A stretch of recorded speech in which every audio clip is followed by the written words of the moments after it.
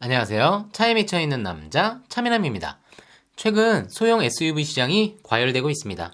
크기도 전장 4000mm 초반의 베뉴, 스토닉 같은 작은 사이즈부터 지금은 중간급 크기가 되어버린 티볼리, 트렉스의 4200mm 사이즈급, 그리고 좀 더 큰 셀토스, 트레일블레이저의 4400mm에 육박하는 사이즈까지 저마다 다른 사이즈와 엔진 구성, 차별화된 디자인과 옵션 구성으로 승부를 하고 있습니다.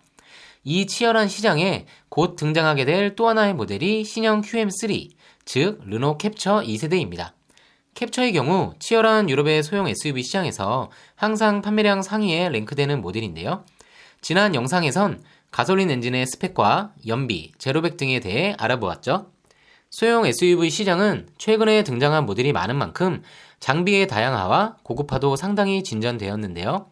과연 이 치열한 시장을 공략할 캡처의 차별화된 장비는 무엇인지에 대해 알아보겠습니다.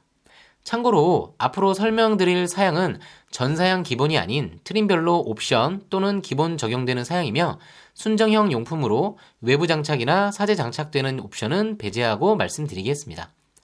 다른 소형 SUV에는 없는 르노 캡처의 비장의 무기 5가지, 그중 첫 번째는 SBW, Shift by Wire입니다. 즉 전자식 기어의 적용입니다. 내연차들을 대상으로 한 비교이므로 코나 전기차는 배제하고 설명드리겠습니다. 최근 전기차를 시작으로 중형, 준대형 세단에 많이 보급되기 시작하였죠. 전자식 기어의 경우 기계식이 아닌 변속 조작부에서 디지털 신호를 보내 기어가 변속되는 만큼 기어 조작부의 다양한 디자인과 부피의 절감으로 다양한 배치를 할 수 있고 남는 부분엔 추가적인 수납 공간의 디자인도 가능합니다. 기계식 기어 대비 조작감도 부드럽죠. 전자식 기어의 경우 크게 3가지 타입으로 나눌 수 있는데 BMW로 대표되는 기어봉 타입, 주위에서 자주 볼 수 있는 현대 기아차로 설명을 드리자면 기아차에선 K9, K7에 적용된 형태이죠. 두 번째는 최근 현대차에 많이 적용되고 있는 버튼식 타입, 또한 최근 기아차에 많이 쓰이고 있는 다이얼 타입 등이 있습니다.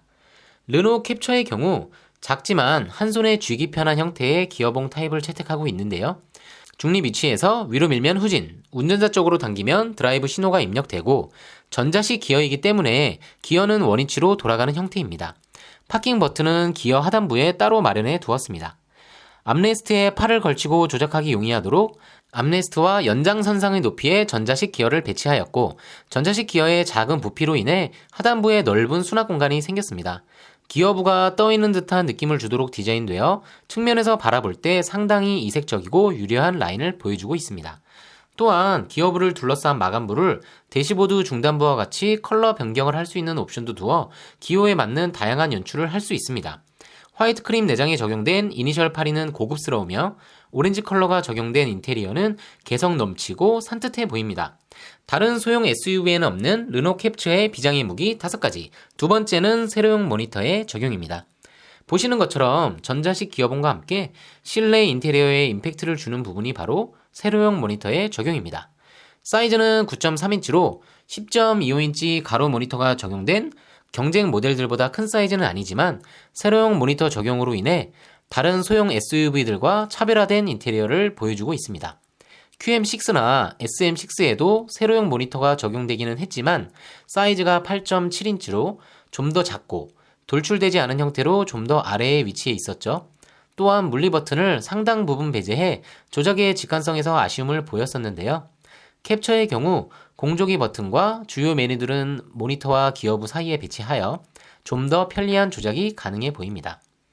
또한 그로 인해 세로용 모니터가 위로 돌출된 형태로 디자인되어 내비 작동 시 시야를 내리지 않고 보기도 더 편리하며 모니터 화면을 분할하여 하단부에는 ADAS 작동 상황, 날씨 정보 등 다양한 정보를 동시에 보여주고 있습니다. 디자인과 실용성을 동시에 살린 세로용 모니터의 적용이 소형 SUV에선 최초라 더 경쟁력이 있어 보입니다. 다만 타 차량과 마찬가지로 이러한 전자식 기어와 세로용 모니터는 상급 트림의 기본 또는 옵션으로 적용된다는 점을 참고 부탁드립니다. 합리적인 가격대로 제공이 된다면 더욱 빛을 발할 수 있는 사양인 것 같습니다. 추가로 프랑스 현지 기준 기본형 트림에 해당하는 라이프 트림의 경우는 보시는 것처럼 단색 오디오 모니터가 제공이 되며 젠트림의 경우 일반적인 사이즈의 7인치 컬러 모니터가 옵션입니다. 9.3인치 세로용 모니터를 적용하였을 때랑 인테리어의 차이점이 느껴지시나요? 기능상의 차이를 떠나 좀 더 평범해 보이는 것은 사실입니다.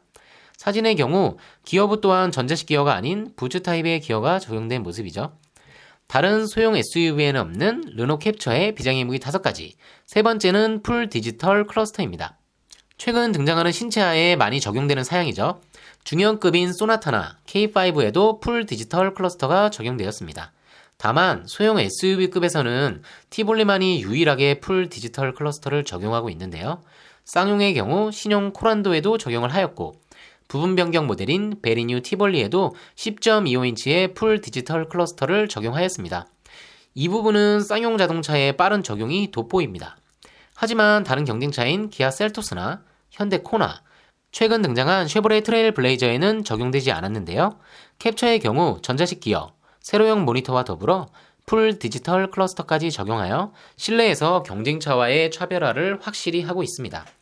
사이즈 자체는 7인치로 경쟁 모델보다 크진 않지만 선명한 그래픽과 다양한 효과를 주어 내비의 길 안내, 다양한 정보를 좀 더 편리하게 볼 수 있어 실용적이면서도 화려한 인테리어를 보여주고 있습니다. 물론 풀 디지털 클러스터가 없는 일부 타 차량도 컬러 트립 창을 통해 제공하는 기능이지만 그래픽 사이즈가 작고 풀 디지털 클러스터가 보여주는 다양성보다는 표현력이 떨어지죠. 다른 소형 SUV에는 없는 르노 캡처의 비장의 무기 5가지. 네 번째는 어라운드 뷰 기능의 적용입니다. 어라운드 뷰 기능은 많은 분들이 아시는 것처럼 4개 혹은 그 이상의 카메라를 통해 차량을 하늘에서 보는 것처럼 합성하여 모니터에 보여주는 기능입니다. 주차할 때 많은 도움이 되죠. 인피니티가 가장 먼저 선보였던 기능으로 특허로 인해 초기 몇 년간은 타 차량에서 볼 수 없었죠. 하지만 현재는 많은 차량들에서 순정 옵션 또는 기본으로 제공되고 있습니다. 다만 소형 SUV의 경우 순정으로 적용되지 않고 있는데요. 쌍용 티볼리의 경우 순정 용품 채택으로 액세서리 개념으로 출고 후 작업할 수 있도록 해두었고 현대 기아차의 경우도 많은 사제품으로 장착이 가능하긴 합니다. 다만 국내 시판되는 소형 SUV에서는 현재 순정 옵션으로는 제공되지 않고 있습니다. 최근 많이 선호되는 어라운드 뷰가 순정 적용된 점은 캡처의 또 다른 장점입니다. 더불어 자동주차 기능도 적용되었는데 국내 사양에 어디까지 동일하게 적용될지는 좀 더 지켜봐야 할 것 같습니다. 다른 소형 SUV에는 없는 르노 캡처의 비장의 무기 5가지. 5번째는 2열 슬라이딩 기능입니다. 사실 이 기능은 1세대에서도 적용이 되었던 기능인데요. 2세대에도 적용되었습니다. 실내 공간의 조절을 위해 2열 슬라이딩 기능을 제공하는 중형, 대형급 SUV들과는 다르게 캡처의 2열 슬라이딩 기능은 트렁크 공간을 가변적으로 확대하기 위한 기능인데요. 보시는 것처럼 해치를 열고 트렁크 부분에서 2열 시트를 앞으로 슬라이딩 할 수 있습니다. 2열을 폴딩하는 기능은 소형 SUV에 모두 적용되어 있지만 캡처의 경우는 간단히 앞으로 밀어 트렁크를 확장하는 기능이 추가되어 있습니다. 2열을 슬라이딩 시켜 확장 시 트렁크 공간은 422리터에서 536리터로 늘어나게 됩니다. 소소하지만 경쟁차에는 없는 기능입니다. 참고로 2열 폴딩 시는 1275리터의 공간이 제공됩니다. 더불어 르노만의 특기인 고급화 트림도 준비되어 있는데요. 바로 이니셜 8위입니다. 이니셜 8위 버전의 경우 일반적으로 생각하는 소형 SUV의 실용성보다는 고급화에 중점을 두고 블랙 또는 크림 색상의 퀼팅 시트와 고급화된 내장 재질을 적용하고 있습니다.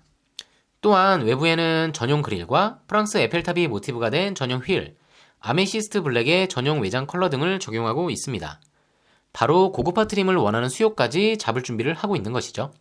또한 프랑스 현지 기준 액세서리이긴 하지만 반광 메탈 사이드 미러 커버, 트렁크 스크래치 방지 커버도 마련되어 있고 사이드 스텝, 루프렉과 르노 로고가 새겨진 순정형 캐리어도 있습니다. 재밌는 부분은 영상에서 보시는 것처럼 전동 히치의 적용인데요. 트렁크에 내장된 버튼을 통해 전동으로 히치가 돌출되어 간단한 트레일러링 기능도 제공합니다. 다양한 타입의 매트, 스포츠 페달, 도어 키킹 플레이트, 방수 트렁크 매트 등 상당히 다채로운 액세서리도 갖추고 있습니다. 기존에도 타사 대비 많은 액세서리를 판매하였던 르노가 이번엔 어느 정도의 액세서리가 준비될지도 기대되는 포인트입니다. 어떠신가요? 갈수록 성능이 상향 평준화되고 있는 만큼 경쟁이 치열한 시장에서 살아남기 위해 저마다의 특색을 내세우고 있는데요. 1세대 QM3는 실용적인 모습은 좋았지만 전동 시트의 부재, 경쟁사보다 부족한 편의 사양 등으로 지적을 많이 받았었죠. 2세대의 경우 전자파킹, 오토홀드, 전동시트 등 경쟁사가 적용한 사양들을 대부분 적용하고 거기에 추가로 캡처만의 사양들도 많이 준비했습니다. 1세대와 2세대의 적용 사양 차이가 큰 것을 보면 르노가 많은 준비를 한 것 같습니다. 다만 걱정되는 부분은 많은 사양의 적용만큼 오를 것으로 예상되는 가격인데요. 가격만 수긍할 수 있는 합리적인 수준으로 제공된다면 탄탄한 기본기와 풍부한 사양으로 인해 좋은 판매량이 예상됩니다. 치열한 경쟁은 소비자에게는 합리적인 가격에 좋은 상품을 만날 수 있는 더 많은 기회를 주죠. 부디 좋은 가격으로 출시되어 많은 경쟁이 되기를 바라겠습니다. 신형 캡처 등 다양한 신차 소식과 차미남만의 분석을 원하신다면 구독과 좋아요, 알림 설정 부탁드립니다. 지금까지 차에 미쳐있는 남자 차미남이었습니다. 감사합니다.